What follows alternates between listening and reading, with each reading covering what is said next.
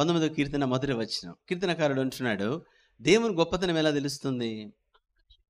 దేవుని మహిమను వివరించుచున్నవి, ఆ అంతరిక్షము ఆయన చేతి పనిని ప్రచురపరచు. ఆకాశము ఆయన చేతి పనిని తెలియజేస్తా ఉంది.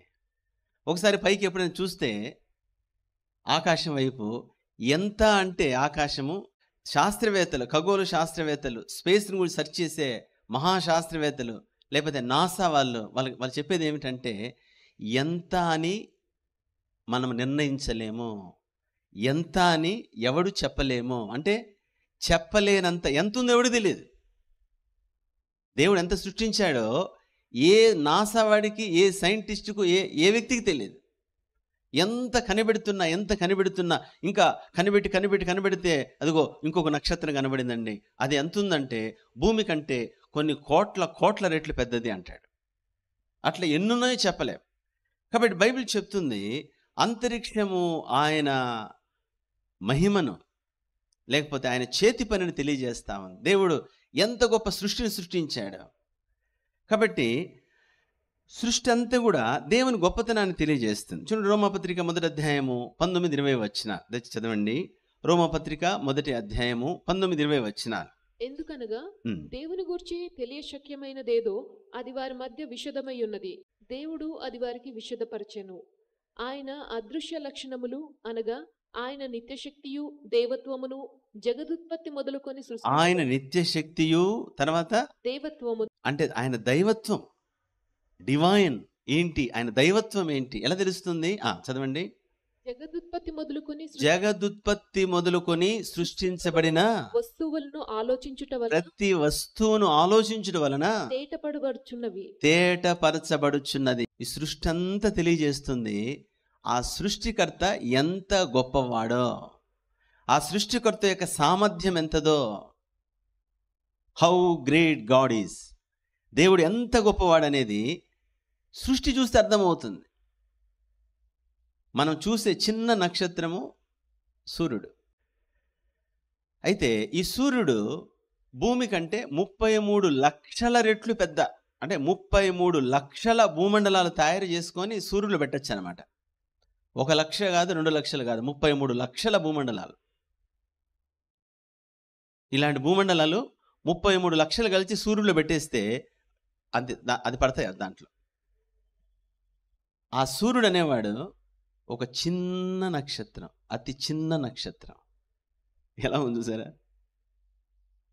సూర్యుడికి కొన్ని కోట్ల రెట్లు పెద్దగా ఉన్న నక్షత్రాలు ఉన్నాయి. అంటే ఎవడూ గ్రహించలేడు. కాబట్టి దేవుడు ఎంత అంటే సృష్టి తెలియజేస్తా ఉంది. కీర్తన 8వ కీర్తన 3వ వచనం చదవండి. 8వ కీర్తన 3వ వచనం. నీ చేతి పని అయిన నీ ఆకాశములను, అంటే ఆకాశం, హెవెన్స్, ఒక ఆకాశం కాదు, మనకు కనపడేది అదే. అయితే బైబిల్ చెప్పేది ఏమిటంటే కనబడని ఆకాశాలు ఉన్నాయి. ఈ పిచ్చి మానవుడు, బుద్ధిహీనుడు, పిచ్చి ముదిరిపోయినాక అంటాడు నా అంతటోడు లేడంటాడు. నీకు ఏం తెలుసాయా? ఏముందో తెలుసుకోవడానికి నీకు 2000 సంవత్సరాలు పట్టిన, 6000 సంవత్సరాలు అయితే 8000 సంవత్సరాలు పట్టిన అర్థం కావట్లేదు. అసలు ఆయన ఏం అర్థం చేసుకోగలుగుతావు? కాబట్టి దేవుని గొప్పతనం అనేది సృష్టి తెలియజేస్తుంది. ఆయన యొక్క సృష్టించిన ఆకాశములు ఆయన మహిమను తెలియజేస్తా ఉన్నాయి. కీర్తన 33:6వ వచనం. కీర్తన 33:6వ వచనం. యెహోవా వాక్కు చేత ఆకాశములు కలిగెను, ఆయన నోటి ఊపిరి చేత వాటి సర్వ సమూహము కలిగెను. బైబిల్ చెప్తుంది ఎలా చేశాడు ఇదంతా. కలుగునుగాక, జస్ట్ అంతే, ఇంకేం చేయలే ఆయన.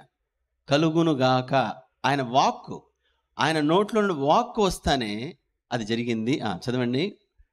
ఆయన నోటి ఊపిరి చేత వాటి సర్వ సమూహము కలిగెను. సర్వ సమూహము నోటి ఊపిరితో సృష్టించాడు. అర్థమవుతుందండి? అందుకోసమనే దేవుడు ఎంత అంటే ఎవడు చెప్పలేడు. నేను దైవత్వాన్ని కాసి వడబోసాను. ఏమిటంటే అసలు నాకు మొత్తం పట్టుంది దైవత్వం మీద అంటున్నాడు. మనకేమీ తెలియదు. ఏదో అలా సముద్రంలో డ్రాప్ అలా పడేస్తే దాంట్లో 1000 వంతులో 1000 వంతు అనుకోవచ్చు. అది కూడా మనకు తెలుసో తెలియదు, ఏమి తెలియదు. కాబట్టి ఏమిటంటే, అయితే ఇది చూసేదంతా, అంటే కనబడేదంతా కూడా ఆ దేవుని యొక్క మహిమను, దేవుని గొప్పతనాన్ని, దేవుని సామర్థ్యాన్ని, ఆయన ఎలాంటి వాడో, ఆయన ఎంతటి వాడో ఇవి తెలియజేస్తూ ఉన్నాయి.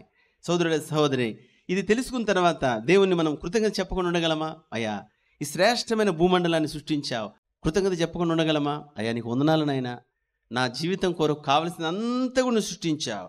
అలానే నువ్వు ఎంత గొప్ప దేవుడు అంటే ఎంత అని నేను చెప్పలేను. ఆకాశములు, అలానే ఆ యొక్క సూర్యచంద్ర నక్షత్రం లేదా కలిగినదంతా కూడా నీవు సృష్టించావు. ఎంత సృష్టించావు, ఎంత ఉంది అంటే చెప్పలేనంత గొప్పవాడివి, చెప్పలేనంత సృష్టిని సృష్టించావు. స్వామి, నీకు వందనాలు. నీ మహిమకై, నువ్వు మహోన్నతుడు అయినా నాయన నీకు వందనాలు. నీ మహిమకే వందనాలు, నీ మహిమానిత్యాన్ని బట్టి నీకు వందనాలు, స్తోత్రాలని సాగిలిపడి నమస్కరించి పూజిద్దాం.